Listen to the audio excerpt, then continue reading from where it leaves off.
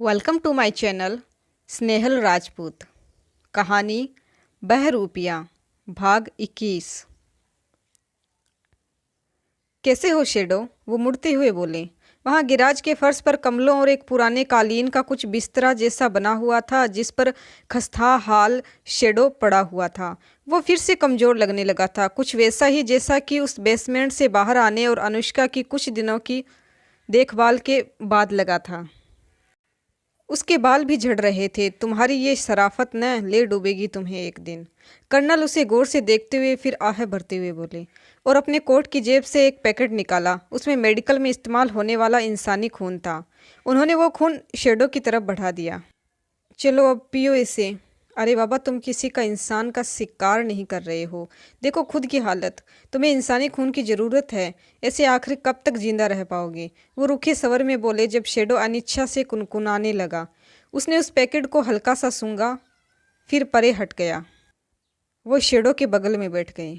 लोग मर रहे हैं, जानते हो इसका मतलब? वो यही इसी शहर में है। अब किसी भी दिन हमारा उससे सामना होगा और उस पर तुम्हारा ये डरामा। हम क्या करेंगे तब? कभी सोचा है? कर्नल बोले। शेडो पड़ा सुस्ता रहा था, जैसे उनकी बात उसे समझ ही न आ रही हो। ठीक है, मैं ज़बरदस्ती तो नहीं कर सकता।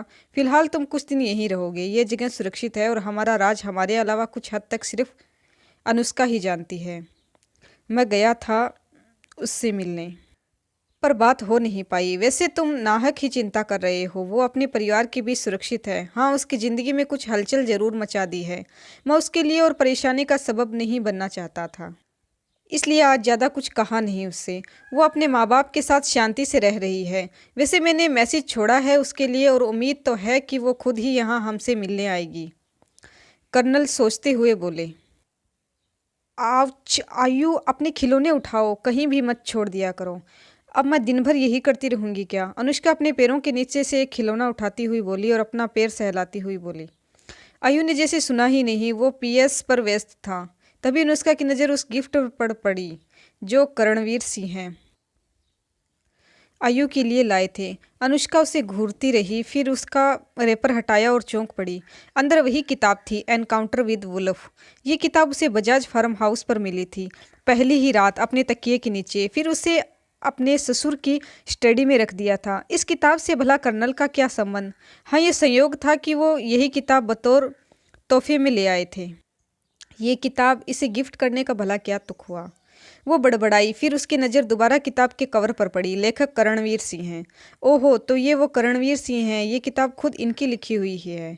तभी उनका नाम कुछ जाना पहचाना सा लग रहा था। फिर कुछ सोचकर वह उस किताब को उलट पुलट कर देखने लगी और तभी अंदर से एक चिट्ठी निकलकर फर्श पर गिरी। उधर अपने घर पर शेडो को सुरक्षित गैराज में बंद करके करणवीर सिंह वापस अपने घर में आए। वो ड्राइंग रूम के एक मिनी बार पर अपने लिए ड्रिंक बनाने लगे और तभी हेलो कर्नल, पीछे से किसी ने उन्हें आवाज़ दी। वो थोड़ा चौंक कर पलटे तो देखा सामने सोफे पर काली जैकेट वाला वही जवान लड़का बैठा हुआ था जिसने भेड़िया मानव में खुद को बदलकर मकरंद की जान ली थी। कर्नल कुछ देर उसे पहचानने की कोशिश करते रहे, फिर एक पल को उनके चेहरे पर गहन सदमे के भाव आए। तुम मुझे देखकर चौंक गए ने? डरे तो नहीं?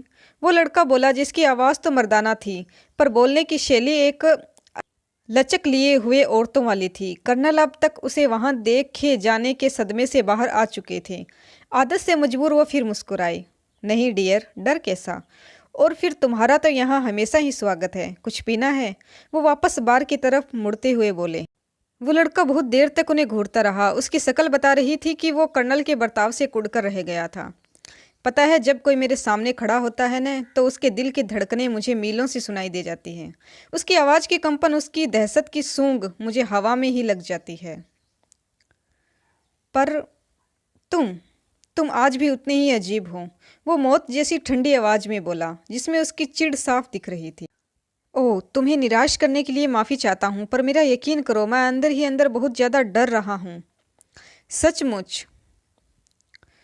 वो एक बार फिर हंसते हुए और अपना गिलास उठाते हुए बोले, जैसे उस लड़के को चीयर्स कर बोल रहे हो। बस बहुत हुआ। वो लड़का चिल्लाते हुए सोफे से उठ खड़ा हुआ। उस चिल्लाहट में हल्का सा गुर्राने का भी पुट था। उसकी आवाज़ इतनी भयंकर थी कि कर्नल की जगह कोई और होता तो पक्का उसकी धड़कनें रुक जाती। अब एक भी बकवास नहीं, सीधी तरह बताओ कहाँ है वो? लड़के ने चेतावनी भरे स्वर में पूछा। काश मैं तुम्हें बता सकता। कर्नल भी आहें भरते हुए दिखावटी अफसोस के साथ बोले, जैसे उसे लड़के की परेशानी से वह भी परेशान हो रही हो। कहानी जारी है। कहानी का अगला भाग नेक्स्ट वीडियो में। धन्यवाद।